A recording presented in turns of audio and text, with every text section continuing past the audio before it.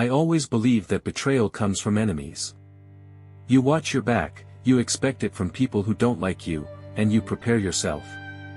But nothing, absolutely nothing, prepares you for betrayal that comes from the two people you trusted most, your wife and your best friend.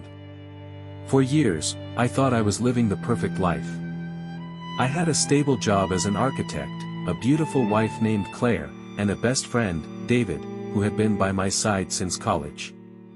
We were inseparable. David wasn't just a friend, he was a brother to me. He helped me move into my first apartment, stood beside me on my wedding day, and even held me up when my father passed away. If anyone had told me that this man would one day betray me, I would have laughed in their face. But life has a cruel way of showing you truths you don't want to see. It all began when I noticed Claire acting strange. We had been married for 6 years, and while every couple has ups and downs, we always managed to talk through our issues. But recently, she seemed distant, always glued to her phone, smiling at messages she wouldn't show me, and making excuses to stay out late. I told myself it was stress from her job at the hospital, long hours, extra shifts, but deep down, something didn't feel right.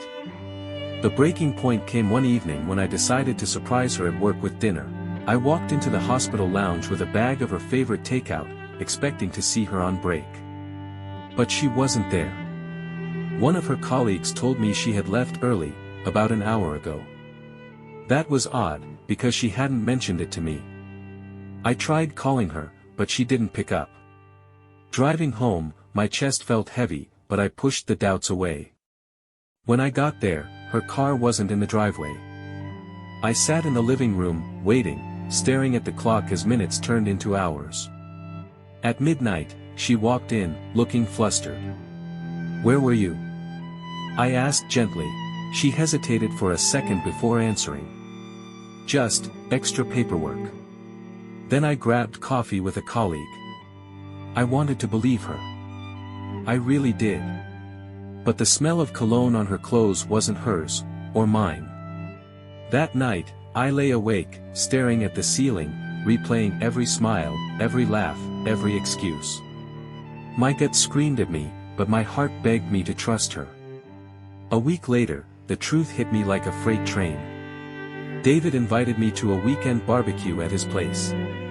It wasn't unusual, he often hosted small gatherings. But when I walked into his backyard, carrying a pack of beer, I noticed something strange. Claire was there. She hadn't told me she was going. And the way her eyes met David's, it was a look I had never seen before. A spark. An unspoken connection. My stomach dropped, but I forced a smile, pretending nothing was wrong. All evening, I watched them, how close they stood, how they laughed at private jokes, how their eyes lingered a second too long. That night, I couldn't shake the image from my head.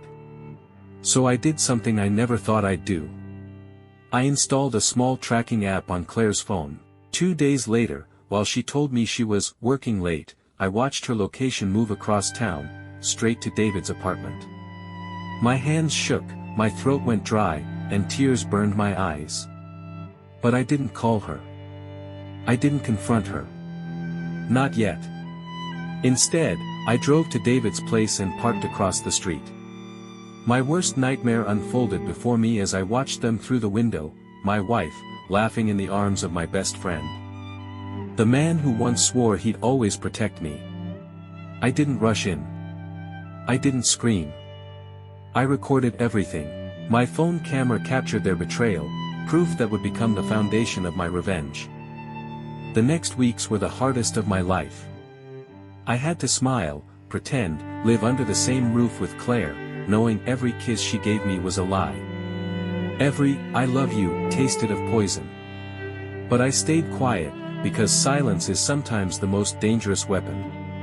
Meanwhile, I gathered evidence. Photos, videos, text messages, I had it all. Claire's lies about working late. Her girls' nights that were actually secret rendezvous. David's smug messages about how she'd leave me soon enough. I wanted to destroy them, but I didn't want to just catch them. I wanted to make sure they felt the same pain, the same humiliation, that they had given me. So I began planning. David owned a small business, a marketing firm he had poured his life into. He bragged about it constantly. But what he didn't know was that I had connections. One of my clients, a lawyer, agreed to help me dig deeper. We discovered shady dealings in David's company, fake invoices, unpaid taxes, and even stolen intellectual property. Things that could ruin him if exposed. At the same time, I prepared my personal life. I transferred funds to a separate account, hired a divorce lawyer, and even secured temporary custody papers. I wasn't just going to walk away, I was going to walk away with everything they thought they had taken from me. The moment came on a Friday evening. Claire told me she was working late again. I nodded, kissed her on the cheek, and said, "Don't be too late, love." She smiled, not knowing it was the last lie she'd ever tell me. I followed her to David's apartment. This time, I didn't stay outside. I waited until they were fully comfortable, until laughter filled the room. Then I walked in. The look on their faces. Priceless. Claire's smile froze, her glass of wine slipping from her hand. David stammered, "It's not what it looks like." I cut him off, calmly placing my phone on the table. I hit play. The room filled with the sound of their own voices, moaning, whispering, confessing love for each other. Their faces turned pale. "You think I didn't know?" I said quietly. "I've known for weeks." Claire broke down instantly. She begged, cried, reached for me. David tried to justify, claiming it just happened, that he didn't mean to hurt me. But I didn't shout. I didn't punch. I simply handed Claire the divorce papers. And then I turned to David. "By the way," I said coldly, "you might want to check your inbox." That morning, I had sent every piece of evidence of his fraudulent business practices to the authorities, along with the clients he had scammed. His company was finished. His reputation, gone. Claire lost me. David lost everything. In the weeks that followed, Claire tried to contact me, to explain, to apologize. I ignored her. She moved back with her parents, her career tainted by whispers of scandal. David? His company collapsed, lawsuits piled up, and the last I heard, he left town in disgrace. And me? I rebuilt. I focused on my work, my health, and my peace. The pain didn't vanish overnight, but every day, it grew lighter. And every time I thought of their faces that night, the shock, the terror, the realization that they had underestimated me, I smiled. Because sometimes, revenge isn't about rage. Sometimes it's about patience.